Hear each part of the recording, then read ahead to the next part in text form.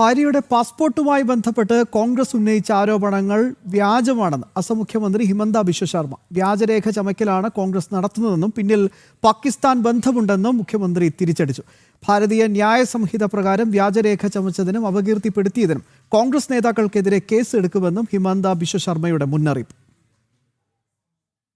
അസം മുഖ്യമന്ത്രി ഹിമന്ത ബിശ്വ ശർമ്മയുടെ കുടുംബത്തെ ലക്ഷ്യമിട്ട് കോൺഗ്രസ് ഉന്നയിച്ച ആരോപണങ്ങൾ ദേശീയ രാഷ്ട്രീയത്തിൽ ചർച്ചയാകുകയാണ്. മുഖ്യമന്ത്രിയുടെ ഭാര്യയ്ക്ക് 3 പാസ്പോർട്ടുകളുണ്ടെന്നും ദുബായിൽ വൻ നിക്ഷേപമുണ്ടെന്നുമാണ് കോൺഗ്രസ് ആരോപിക്കുന്നത്. എന്നാൽ പഴയ സെന്റ് കിറ്റക്സ് കേസ് ഓർമ്മിപ്പിച്ചുകൊണ്ട് വ്യാജരേഖ ചമക്കലാണ് കോൺഗ്രസ് നടത്തുന്നതെന്ന് ഹിമന്ത ബിശ്വ ശർമ്മ തിരിച്ചടിച്ചു.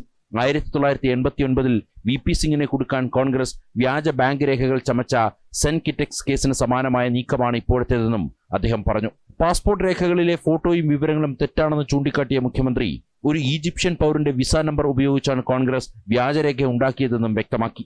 കോൺഗ്രസ് നേതാക്കളായ പവൻ ഖേരയും ഗൗരവ് ഗൊഗോയും നടത്തിയ വാർത്താ സമ്മേളനത്തിലെ വിവരങ്ങൾ പാകിസ്ഥാനിലെ ഒരു സോഷ്യൽ മീഡിയ ഗ്രൂപ്പിൽ നിന്നാണ് ലഭിച്ചതെന്നും മുഖ്യമന്ത്രി ഹിമന്ത ബിശ്വ ശർമ്മ ആരോപിച്ചു.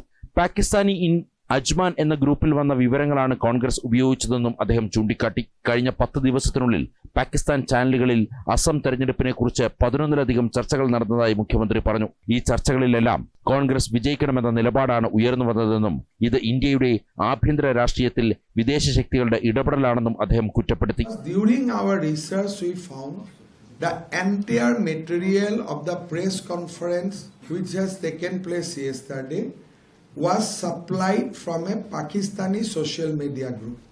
In last 10 days, Pakistan channel has done at least 11 talk show regarding election of Assam, which never happened earlier. And in every talk show, the final conclusion is that Congress should win. Now the Pakistani link to the yesterday's press conference has also now become very, very apparent. മുഖ്യമന്ത്രിയുടെ ഭാര്യ റിങ്കി ഭുയാൻ ശർമ്മയുടെ പരാതിയിൽ അസം പോലീസിന്റെ crime branch Congress നേതാക്കൾക്കെതിരെ FIR register ചെയ്തിട്ടുണ്ട്. അന്വേഷണ ഏജൻസികൾ പാകിസ്ഥാൻ ബന്ധം ഗൗരവമായി പരിശോധിക്കുമെന്ന് മുഖ്യമന്ത്രി വ്യക്തമാക്കി. ജനം, ഡൽഹി.